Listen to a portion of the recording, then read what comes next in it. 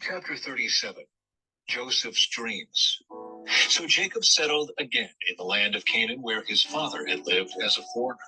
This is the account of Jacob and his family. When Joseph was 17 years old, he often tended his father's flocks. He worked for his half-brothers, the sons of his father's wives, Bilhah and Zilpah. But Joseph reported to his father some of the bad things his brothers were doing. Jacob loved Joseph more than any of his other children because Joseph had been born to him in his old age. So one day Jacob had a special gift made for Joseph, a beautiful robe. But his brothers hated Joseph because their father loved him more than the rest of them. They couldn't say a kind word to him. One night, Joseph had a dream, and when he told his brothers about it, they hated him more than ever. Listen to this dream, he said. We were out in the field, tying up bundles of grain. Suddenly, my bundle stood up, and your bundles all gathered around and bowed low before mine. His brothers responded, So you think you will be our king, do you? Do you actually think you will reign over us? And they hated him all the more because of his dreams and the way he talked about them. Soon Joseph had another dream, and again he told his brothers about it. Listen, I have had another dream, he said. The sun, moon, and 11 stars bowed low before me. This time he told the dream to his father as well as to his brothers. But his father scolded him. What kind of dream is that? He asked. Will your mother and I and your brothers actually come and bow to the ground before you? But while his brothers were jealous of Joseph, his father wondered what the dreams meant. Soon after this, Joseph's brothers went to pasture their father's flocks at Shechem. When they had been gone for some time, Jacob said to Joseph, Your brothers are pasturing the sheep at Shechem. Get ready, and I will send you to them. I'm ready to go, Joseph replied. Go and see how your brothers and the flocks are getting along, Jacob said. Then come back and bring me a report. So Jacob sent him on his way, and Joseph traveled to Shechem from their home in the valley of Hebron. When he arrived there, a man from the area noticed him wandering around the countryside. What are you looking for? He asked. I'm looking for my brothers, Joseph replied. Do you know where they are pasturing their sheep? Yes, the man told him. They have moved on from here, but I heard them say, Let's go on to Dothan. So Joseph followed his brothers to Dothan and found them there. Joseph sold into slavery. When Joseph's brothers saw him coming, they recognized him in the distance. As he approached, they made plans to kill him. Here comes the dreamer, they said. Come on, let's kill him and throw him into one of these cisterns. We can tell our father a wild animal has eaten him. Then we'll see what becomes of his dreams. But when Reuben heard of their scheme, he came to Joseph's rescue. Let's not kill him, he said. Why should we shed any blood? Let's just throw him into this empty cistern here in the wilderness. Then he'll die without our laying a hand on him. Reuben was secretly planning to rescue Joseph and return him to his father.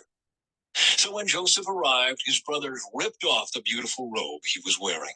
Then they grabbed him and threw him into the cistern. Now the cistern was empty.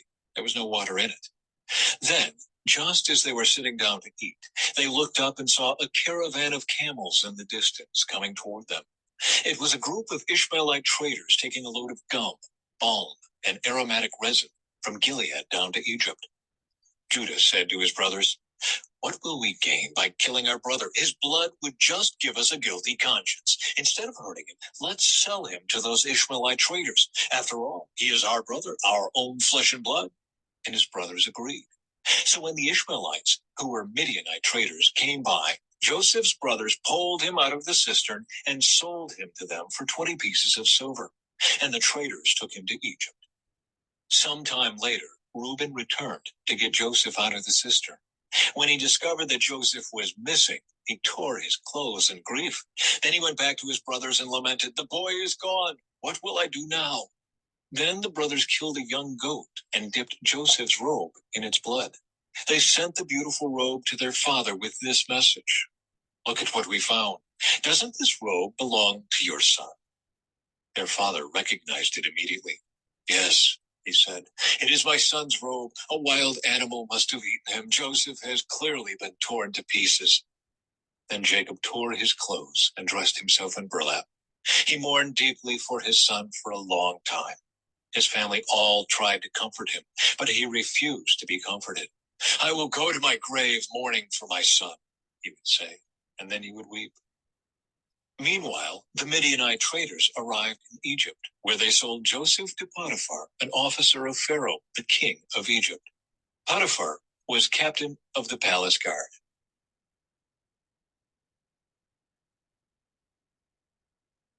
Chapter 38. Judah and Tamar. About this time, Judah left home and moved to Adullam, where he stayed with a man named Hira. There he saw a Canaanite woman, the daughter of Shua, and he married her.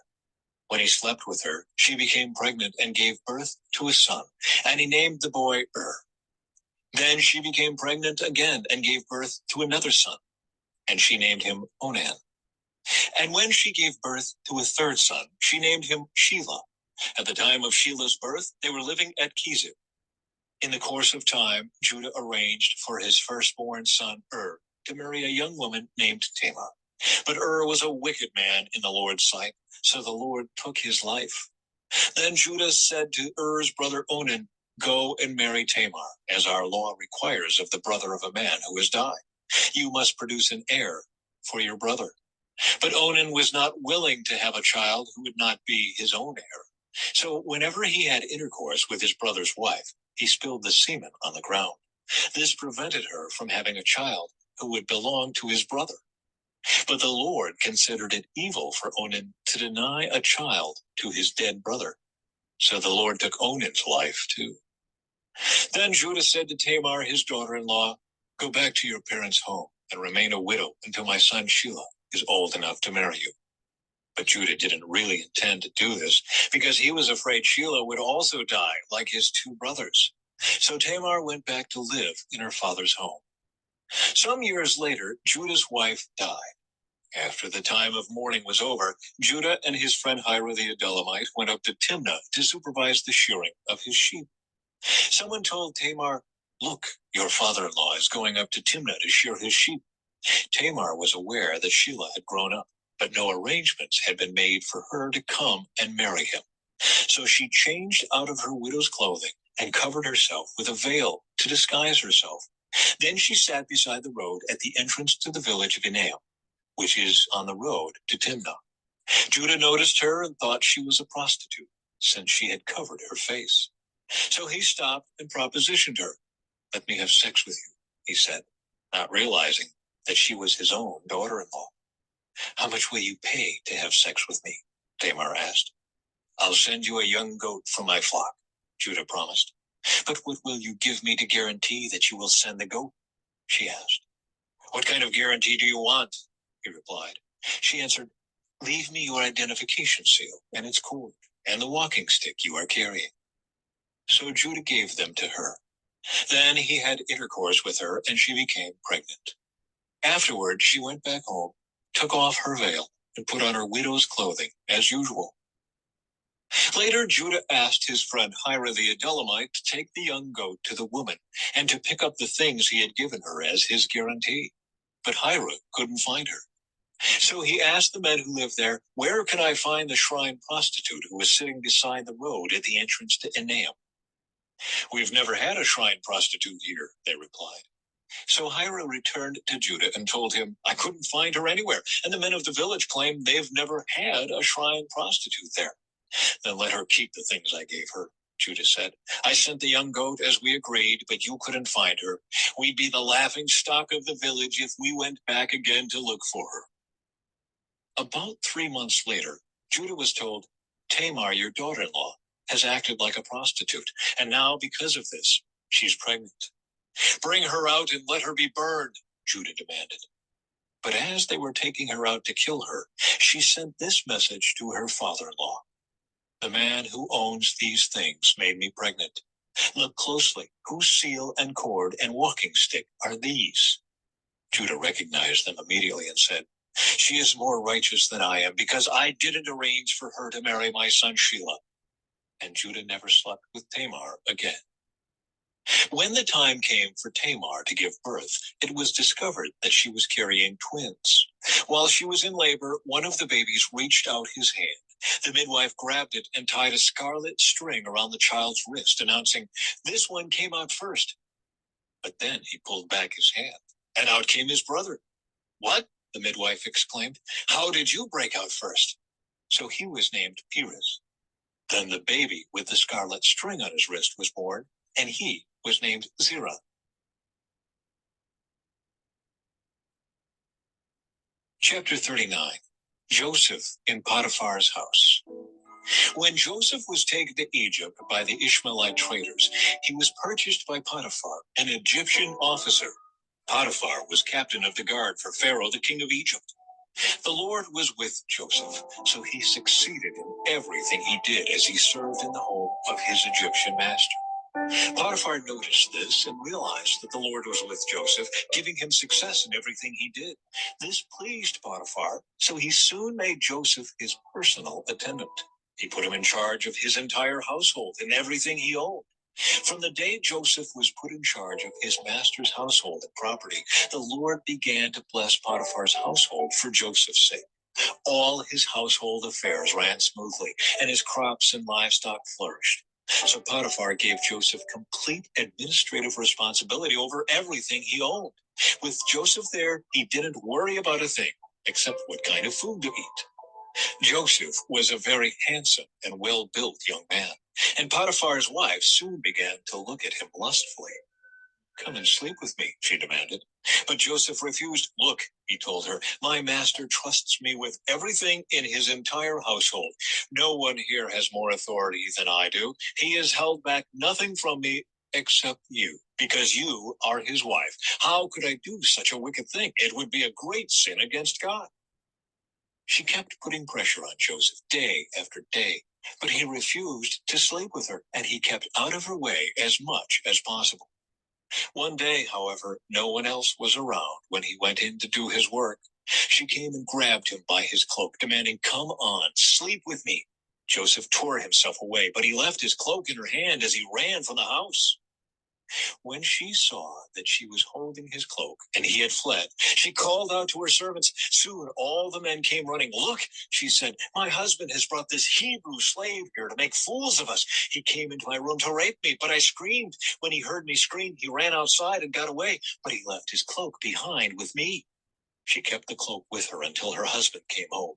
Then she told him her story. "That Hebrew slave you've brought into our house tried to come in and fool around with me," she said. "But when I screamed, he ran outside, leaving his cloak with me." Joseph put in prison. Potiphar was furious when he heard his wife's story about how Joseph had treated her. So he took Joseph and threw him into the prison where the king's prisoners were held, and there he remained. But the Lord was with Joseph in the prison and showed him his faithful love. And the Lord made Joseph a favorite with the prison warden. Before long, the warden put Joseph in charge of all the other prisoners and over everything that happened in the prison. The warden had no more worries because Joseph took care of everything. The Lord was with him and caused everything he did to succeed.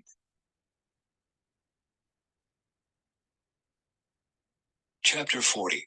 Joseph interprets 2 dreams. Sometime later, Pharaoh's chief cupbearer and chief baker offended their royal master. Pharaoh became angry with these 2 officials, and he put them in the prison where Joseph was, in the palace of the captain of the guard. They remained in prison for quite some time, and the captain of the guard assigned them to Joseph, who looked after them. While they were in prison, Pharaoh's cupbearer and baker each had a dream one night, and each dream had its own meaning. When Joseph saw them the next morning, he noticed that they both looked upset. "Why do you look so worried today?" he asked them. And they replied, "We both had dreams last night, but no one can tell us what they mean." "Interpreting dreams is God's business," Joseph replied. "Go ahead and tell me your dreams." So the chief cupbearer told Joseph his dream first.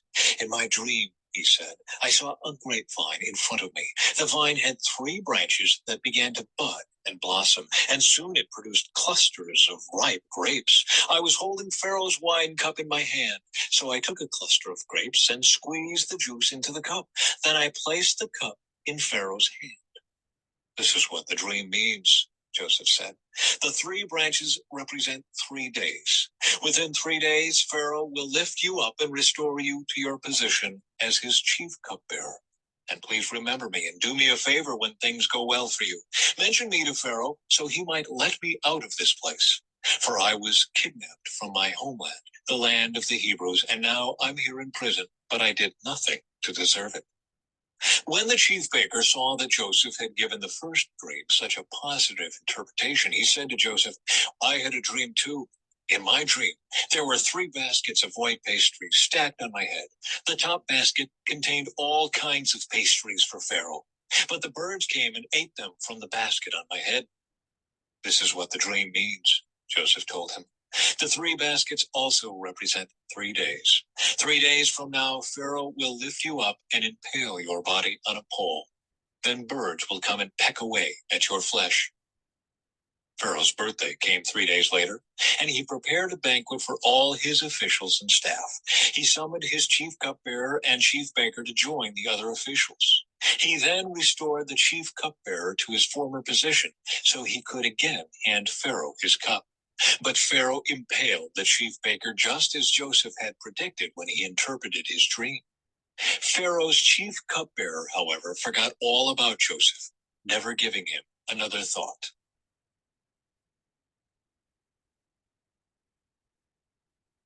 Chapter 41. Pharaoh's Dreams. 2 full years later, Pharaoh dreamed that he was standing on the bank of the Nile River. In his dream, he saw 7 fat, healthy cows come up out of the river and begin grazing in the marsh grass. Then he saw 7 more cows come up behind them from the Nile, but these were scrawny and thin. These cows stood beside the fat cows on the riverbank. Then the scrawny, thin cows ate the 7 healthy fat cows. At this point in the dream, Pharaoh woke up. But he fell asleep again and had a second dream. This time he saw 7 heads of grain, plump and beautiful, growing on a single stalk. Then 7 more heads of grain appeared, but these were shriveled and withered by the east wind. And these thin heads swallowed up the 7 plump, well-formed heads. Then Pharaoh woke up again and realized it was a dream. The next morning, Pharaoh was very disturbed by the dreams, so he called for all the magicians and wise men of Egypt. When Pharaoh told them his dreams, not one of them could tell him what they meant. Finally, the king's chief cupbearer spoke up. Today I have been reminded of my failure, he told Pharaoh. Some time ago, you were angry with the chief baker and me, and you imprisoned us in the palace of the captain of the guard. One night, the chief baker and I each had a dream, and each dream had its own meaning. There was a young Hebrew man with us in the prison who was a slave of the captain of the guard. We told him our dreams, and he told us what each of our dreams meant. And everything happened just as he had predicted. I was restored to my position as cupbearer, and the chief baker was executed and impaled on a pole. Pharaoh sent for Joseph at once, and he was quickly brought from the prison. After he shaved and changed his clothes, he went in and stood before Pharaoh. Then Pharaoh said to Joseph, I had a dream last night, and no one here can tell me what it means. But I have heard that when you hear about a dream, you can interpret it. It is beyond my power to do this, Joseph replied, but God can tell you what it means and set you at ease. So Pharaoh told Joseph his dream. In my dream, he said, I was standing on the bank of the Nile River, and I saw 7 fat, healthy cows come up out of the river and begin grazing in the marsh grass. But then I saw 7 sick-looking cows, scrawny and thin, come up after them. I've never seen such sorry-looking animals in all the land of Egypt. These thin, scrawny cows ate the 7 fat cows, but afterward, you wouldn't have known it, for they were still as thin and scrawny as before. Then I woke up. Then I fell asleep again, and I had another dream. This time I saw 7 heads of grain, full and beautiful, growing on a single stalk. Then 7 more heads of grain appeared, but these were blighted, shriveled, and withered by the east wind. And the shriveled heads swallowed the 7 healthy heads. I told these dreams to the magicians, but no one could tell me what they mean. Joseph responded, both of Pharaoh's dreams mean the same thing. God is telling Pharaoh in advance what he is about to do. The 7 healthy cows and the 7 healthy heads of grain both represent 7 years of prosperity. The 7 thin, scrawny cows that came up later and the 7 thin heads of grain withered by the east wind represent 7 years of famine. This will happen just as I have described it, for God has revealed to Pharaoh in advance what he is about to do. The next 7 years will be a period of great prosperity throughout the land of Egypt. But afterward, there will be 7 years of famine so great that all the prosperity will be forgotten in Egypt. Famine will destroy the land. This famine will be so severe that even the memory of the good years will be erased. As for having 2 similar dreams, it means that these events have been decreed by God, and he will soon make them happen. Therefore, Pharaoh should find an intelligent and wise man and put him in charge of the entire land of Egypt. Then Pharaoh should appoint supervisors over the land and let them collect 1/5 of all the crops during the 7 good years. Have them gather all the food produced in the good years that are just ahead and bring it to Pharaoh's storehouses. Store it away and guard it so there will be food in the cities. That way there will be enough to eat when the 7 years of famine come to the land of Egypt. Otherwise, this famine will destroy the land. Joseph made ruler of Egypt. Joseph's suggestions were well received by Pharaoh and his officials. So Pharaoh asked his officials, "Can we find anyone else like this man so obviously filled with the Spirit of God?" Then Pharaoh said to Joseph, "Since God has revealed the meaning of the dreams to you, clearly no one else is as intelligent or wise as you are. You will be in charge of my court, and all my people will take orders from you. Only I, sitting on my throne, will have a rank higher than yours." Pharaoh said to Joseph, "I hereby put you in charge of the entire land of Egypt." Then Pharaoh removed his signet ring from his hand and placed it on Joseph's finger. He dressed him in fine linen clothing and hung a gold chain around his neck. Then he had Joseph ride in the chariot reserved for his second in command, and wherever Joseph went, the command was shouted, "Kneel down." So Pharaoh put Joseph in charge of all Egypt. And Pharaoh said to him, "I am Pharaoh, but no one will lift a hand or foot in the entire land of Egypt without your approval." Then Pharaoh gave Joseph a new Egyptian name, Zaphanath-Paneah. He also gave him a wife, whose name was Asenath. She was the daughter of Potipharah, the priest of On. So Joseph took charge of the entire land of Egypt. He was 30 years old when he began serving in the court of Pharaoh, the king of Egypt. And when Joseph left Pharaoh's presence, he inspected the entire land of Egypt. As predicted, for 7 years the land produced bumper crops. During those years, Joseph gathered all the crops grown in Egypt and stored the grain from the surrounding fields in the cities. He piled up huge amounts of grain like sand on the seashore. Finally, he stopped keeping records because there was too much to measure. During this time, before the first of the famine years, 2 sons were born to Joseph and his wife Asenath, the daughter of Potipharah, the priest of On. Joseph named his older son Manasseh, for he said, "God has made me forget all my troubles and everyone in my father's family." Joseph named his second son Ephraim, for he said, "God has made me fruitful in this land of my grief." At last, the 7 years of bumper crops throughout the land of Egypt came to an end. Then the 7 years of famine began, just as Joseph had predicted. The famine also struck all the surrounding countries, but throughout Egypt there was plenty of food. Eventually, however, the famine spread throughout the land of Egypt as well. And when the people cried out to Pharaoh for food, he told them, "Go to Joseph and do whatever he tells you." So with severe famine everywhere, Joseph opened up the storehouses and distributed grain to the Egyptians, for the famine was severe throughout the land of Egypt. And people from all around came to Egypt to buy grain from Joseph because the famine was severe throughout the world.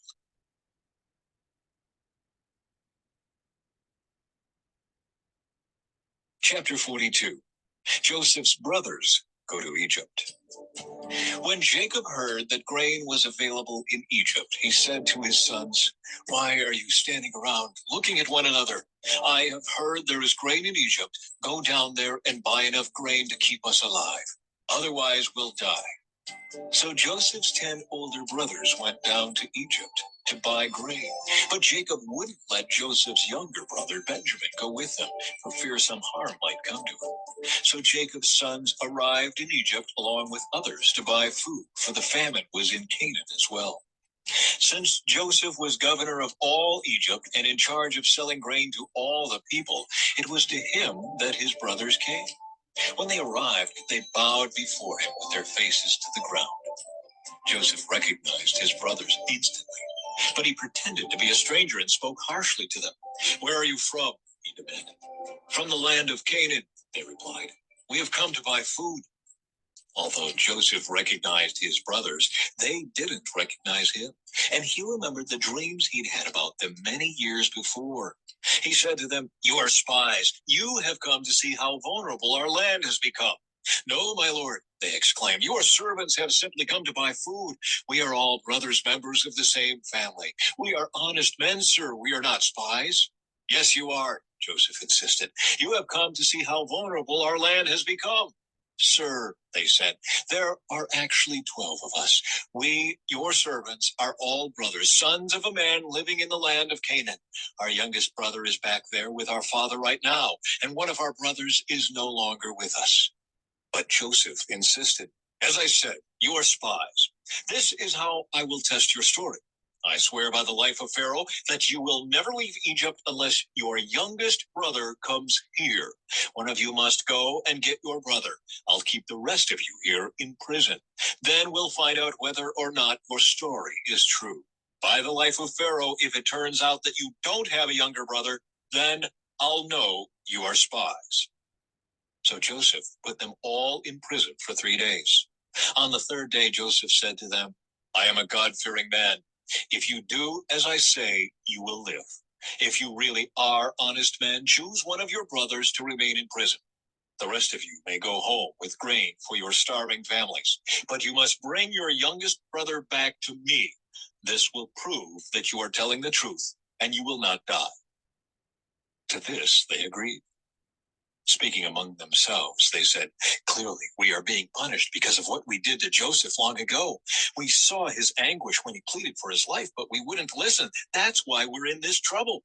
"Didn't I tell you not to sin against the boy?" Reuben asked. "But you wouldn't listen, and now we have to answer for his blood." Of course, they didn't know that Joseph understood them, for he had been speaking to them through an interpreter. Now he turned away from them, began to weep. When he regained his composure, he spoke to them again. Then he chose Simeon from among them and had him tied up right before their eyes. Joseph then ordered his servants to fill the men's sacks with grain, but he also gave secret instructions to return each brother's payment at the top of his sack. He also gave them supplies for their journey home. So the brothers loaded their donkeys with the grain and headed for home. But when they stopped for the night and one of them opened his sack to get grain for his donkey, he found his money in the top of his sack. "Look," he exclaimed to his brothers, "my money has been returned. It's here in my sack." Then their hearts sank. Trembling, they said to each other, "What has God done to us?" When the brothers came to their father Jacob in the land of Canaan, they told him everything that had happened to them. "The man who is governor of the land spoke very harshly to us," they told him. "He accused us of being spies, scouting the land. But we said, 'We are honest men, not spies. We are 12 brothers, sons of one father. One brother is no longer with us, and the youngest is at home with our father in the land of Canaan.' Then the man who is governor of the land told us, 'This is how I will find out if you are honest men. Leave one of your brothers here with me and take grain for your starving families and go on home. But you must bring your youngest brother back to me. Then I will know you are honest men and not spies. Then I will give you back your brother, and you may trade freely in the land.' As they emptied out their sacks, there in each man's sack was the bag of money he had paid for the grain. The brothers and their father were terrified when they saw the bags of money. Jacob exclaimed, 'You are robbing me of my children. Joseph is gone, Simeon is gone, and now you want to take Benjamin too. Everything is going against me.' Then Reuben said to his father, "You may kill my 2 sons if I don't bring Benjamin back to you. I'll be responsible for him, and I promise to bring him back." But Jacob replied, "My son will not go down with you. His brother Joseph is dead, and he is all I have left. If anything should happen to him on your journey, you would send this grieving white-haired man."